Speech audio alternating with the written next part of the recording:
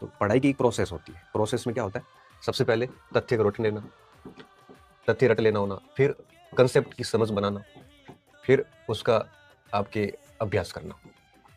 तो जैसे हम कोई भी टॉपिक पढ़ते हैं, तो उसका फैक्चुअली पहले उसको रट लो, उसके बाद में उसकी समझ बना लो। अब इसको क्या है कि इसको बहुत अधिक रिवीजन की आवश्यकता होती है, क्योंकि रटा हुआ अगर आप बार-बार रिवीजन नहीं करोगे, तो धुंधले से तथ्य हो जाते हैं।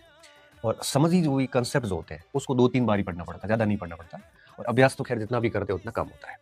तो अब आगे क्या ध्यान रखना है आपको, जब भी पढ़ते हो तो एटलीस्ट शुरुआत में फैक्ट को रट लो बढ़िया, फिर साथ में कंसेप्ट को समझ लो। उसके बाद का जो कंसेप्ट है कि भाई महात्मा बुद्ध ने घर क्यों छोड़ा, तो ये पूरा कंसेप्ट है, उसको क्या रखना है।